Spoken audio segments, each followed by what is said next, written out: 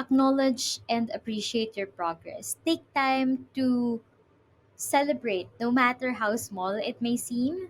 Treat yourself to something or do something that makes you happy. Do you easily get discouraged by your lack of ability, skills, or your fear of failure?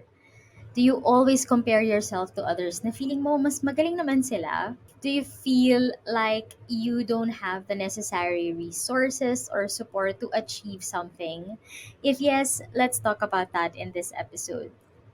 Welcome to this episode on achieving your goals with a growth mindset. Hi, welcome to Goals with Anne, helping you achieve your goals. I'm Anne and I'm here to provide you with motivation, inspiration, and step by step guides from real life experiences that will help you reach your goals and live your best life. So in the first episode of our podcast, I shared how yung upbringing namin helped us develop a growth mindset. So how we were given a lot of opportunities to explore, to discover ourselves and our interests, and to make mistakes. So if you want to know more about how you can identify your life direction and your North Star, listen to our episode 1 of the Goals with Anne podcast. As parents, we have the opportunity to develop that mindset at a very young age. So, yung mga mindset na nade-develop na mayroong fixed mindset, usually ito yung lumalaki na bawal magkamali, pag nagkamali ka, kasalanan mo, or you're kind of always being controlled by the people around you. But, whatever background or upbringing you came from, it's never too late to develop a growth mindset. First, we need to understand ano ba yung difference ng fixed mindset and growth mindset at ano ba yung mindset na meron ka as of the moment. First, try to notice your self-talk. Do you often tell yourself that you just aren't good at something or you'll never be able to do it? If so, that's a fixed mindset that you have. And on the other hand, kung meron kang growth mindset, you're usually characterized by your belief na kung ano man yung kailangan mong gawin, you'll be able to develop and learn and figure out that ability and improve over time. Next, in understanding that is you have to pay attention on how you respond to challenges or when things don't go as expected. So are you the kind of person who give up easily when faced with challenges or failure or setback, or are you the kind of person who see it as an opportunity to learn and grow? So if you're the kind of person that tend to give up easily, you may have a fixed mindset. And on the other hand, if you're challenged pa more, pagka merong mga challenges or hindi ka na-achieve, you see it as an opportunity to learn and grow, then you have a growth mindset. And number three, ano ba yung willingness mo to try new things? Are you the kind of person who's open to new experiences or challenges? Or do you tend to stick to what you know, tend to avoid new experiences and challenges, and meron kang somehow fear of going out of your comfort zone? Kung meron ka namang growth mindset, you're the kind of person who embraces new challenges, it excites you, you're willing to take risks in pursuit of personal growth and development. So now that we've identified that, you've identified kung anong mindset yung meron ka, how do we now shift that into a growth mindset?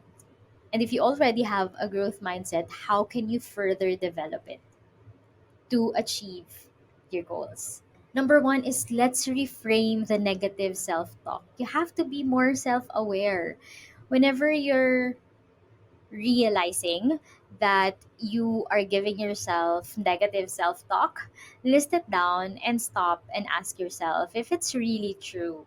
Usually, the negative thoughts that we have are habits that we develop over time, but most of the time it doesn't really reflect who we really are.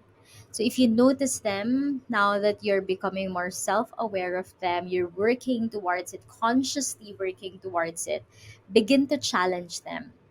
Ask yourself kung totoo ba to? Totoo ba tong naiisip ko? usual samples would be thinking na meron pang mas magaling sa atin or hindi natin kaya.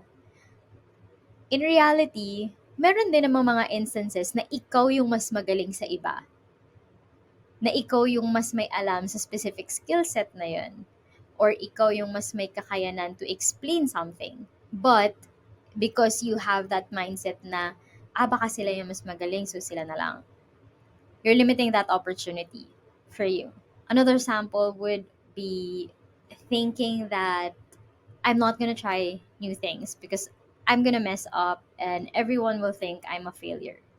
You can try reframing that into something like I'm prepared, I'm knowledgeable, and I'll do my best. So, because you reframed that negative thought into a positive light and an opportunity for you to grow, that mindset shift will help you believe in yourself and push you to work, do that extra step to make sure that you're really in that zone. You will do the work to be more prepared, you practice, you build your confidence. Right? So that's a very simple mindset shift na makaka-push sa'yo to be more motivated and confident. Next is how we can develop opportunities from experiences. Whenever things go wrong, whenever you have challenges, you ask yourself, ano ba yung learning that I can take from this experience instead of dwelling and highlighting what went wrong in that situation. Ask what I could have done better. Ano ba yung dapat kong gawin next time para hindi na to mangyari? Or para mas better pa based on the mistake that I had. Reflect on what you learned about yourself. Ano yung reaction mo sa specific na bagay? Ano yung pwede mong ma-improve from that? And also the skills that you gained and how you can apply it in the future. Always find the opportunity to challenge yourself, to step outside of that comfort zone. And that's when you will truly grow. Use that as a chance to develop new skills and new perspective. The next step that I have on how you can develop a growth mindset is to really focus on the process and not the outcome. Usually, mas excited tayo dun sa mga pwede nating ma-achieve or yung mga ine-expect natin na mangyayari because of what we want to do. Or yung mga ine-expect nating mangyayari coming from what we will be doing. By focusing on the process rather than the outcome, you'll be able to identify ano ba yung mga smaller and manageable steps na yon. And you'll be able to focus on the achievements and the small wins. So first you break down your goal into smaller and manageable steps instead of focusing solely on the end results. Kasi mas madali kang mapuput down or magkakaroon ng negative self-talk, limiting beliefs if nandun ka na agad sa end result na gusto mo. But if you break it down into smaller, more manageable steps, you'll be able to focus on one step at a time. Celebrate that. Celebrate the win for each of that step. This will help you stay motivated and build momentum to make progress towards the larger goal. Taking it also one step at a time helps you build more resilience kasi na-break down mo yung step, yung challenge, yung assessment kung ano yung skill learning na nakuha mo from that specific action item instead of disregarding all of the process and just focusing on why you failed or achieved a specific end goal. This will help you better equip yourself to handle challenges along the way. And finally, to push on that shift towards a growth mindset, you have to celebrate progress and small wins along the way. Acknowledge and appreciate your progress. Take time to celebrate, no matter how small it may seem. Treat yourself to something or do something that makes you happy. This helps condition your mind to associate that small wins, that small progress with positive emotions that will help you be motivated. You can also keep a progress journal where you can record your progress, your accomplishments, yung small wins mo. This will provide you with a sense of accomplishment, and it's really good to look back on how far you've come from this fixed mindset that limits you to this growth mindset that allows you to take in all of these opportunities. And from this journal also, you'll be able to identify ano ba yung mga bagay na nag-work well for you, what you need help in improving on, and it will help you adjust your approach and continue to making progress from time to time. So now that we've become more aware on what kind of mindset we have, and we know how we can shift our mindset from having a fixed mindset to a growth mindset, ano ba yung mga principles? How do we apply this to real life situations? Number one, you can try learning a new skill. You can view those challenges and mistakes in learning a new skill as opportunities for growth and improvement. You can track gaano ka ba ka-motivated and persistent as you work towards mastering this new skill, and you will have an opportunity to keep on challenging yourself to master that new skill. Another sample is when you receive criticism and when you receive feedback. If you have a growth mindset, usually most of the time you will take it personally. But if you have a growth mindset, it will help you approach it with an open mind and always see it as an opportunity for improvement instead of really feeling bad and taking it personally. Sa relationships naman natin, when we have a growth mindset, you're more willing to communicate, to listen, and to understand others' perspectives. Kasi nandun ka sa opportunity for always wanting to improve. And because of that mindset and willingness to improve, talagang makakatulong siya in impacting your relationship. So for all of the episodes that we have here at Goals with Anne, I make sure to have an actionable tip for you. So for this episode, our actionable tip is to list down all the negative self-talk that you tell yourself. We call it also limiting beliefs. Ano ba tong mga sinasabi mo sa sarili mo that limits you? Ano mga pinapaniwalaan mo? Ano ba tong mga sinasabi mo sa sarili mo at mga pinapaniwalaan mo that limits you to achieve your full potential? So, if mahilig kang mag sheets, Excel, columns, you can do it in 4 columns. Like column 1, ano ba yung mga sinasabi mo sa sarili mo na hindi mo kaya? Or negative things that hold you back in doing something. Sa column 2, lagay mo, is this true? Ito bang sinasabi mo sa sarili mo, totoo ba to? Naniniwala ka ba na totoo to? Yes or no? Sa column 3, lagay mo why or why not. Bakit mo nasabing totoo talagang hindi mo kaya? And sa column 4, try to reframe those sentences from a fixed mindset to a growth mindset. This is very easy to do. It shouldn't take you more than 30 minutes. And if you are traveling or you don't have access to Google Sheets, you can definitely use a pen and paper or a notes app in your phone. And kahit ilista nyo lang siya in bullet format. Again, 4 things. Ano ba yung mga sinasabi mo sa sarili mo na hindi mo kaya? Negative thoughts, negative beliefs that's holding you back. Second line is this true or not? The next is why or why not? And finally, reframe that sentence into a growth mindset. Here are 3 samples that can help you get started. Your negative self-talk is, hindi ko to kayang gawin. I will just mess things up.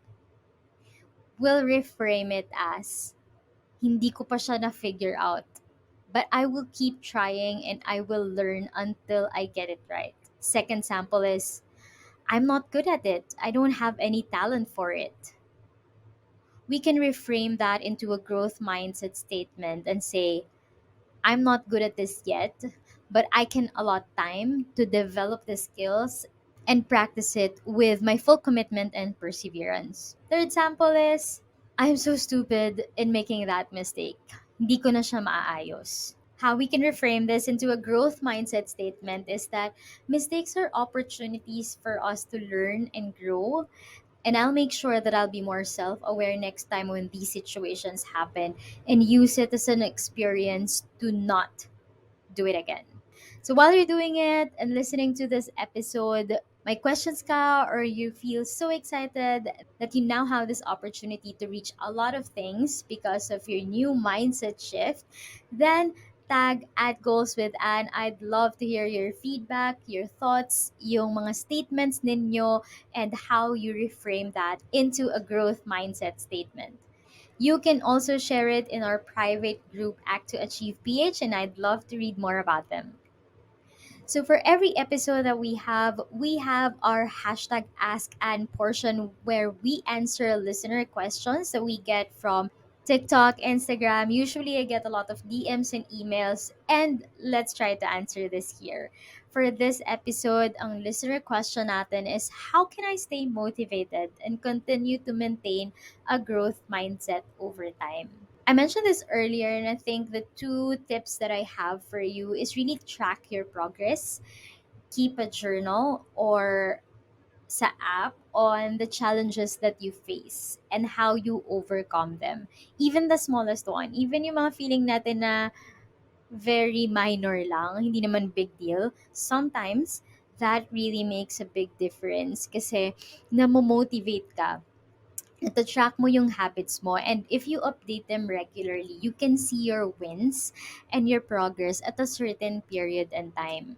Ito talaga yung makakatulong sa'yo to keep motivated and to remind yourself na nagpo-progress naman ako. Meron akong progress. Hindi lang siya kasing bilis. Possibly, hindi lang siya kasing bilis ng ina-expect ko, ng gusto ko. But I'm making progress, which is very important for you to keep that motivation back. Another tip would be to surround yourself with positive influences. So find your tribe that you can confidently share about your goals and who you know will genuinely support you to achieve them. You can join a community or find a mentor that can give you valuable feedback, encouragement, and also someone na makakatulong sa'yo to push and have accountability. You can also join our Act to Achieve PH on Facebook group and find accountability bodies that can help you stay motivated towards your goal. So to recap this episode, here are the three key takeaways that I have for you. Number one is to identify your current mindset. Nandun ka ba sa fixed mindset? Or nasa growth mindset ka na and just have to keep on developing it? Number two is always seek the opportunity to learn from an experience and grow. And number three is to track even your smallest wins to keep the motivation going. Thank you everyone for joining me in this episode, and if you find this helpful, let me know. There's a Q&A portion on Spotify. Feel free to hit reply and let me know what you think, or share this on social media. Give your comment, tag me at Goals with Anne, and I'd love to hear more about it.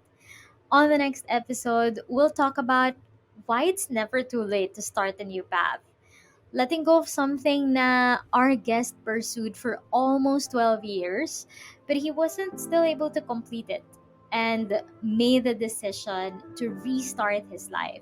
Let's learn about the realizations and the journeys and the hows with our guest on the next episode. Today, we discuss the growth mindset and how this is very important in goal achievement. And I look forward to share more insights and advice in our upcoming episodes.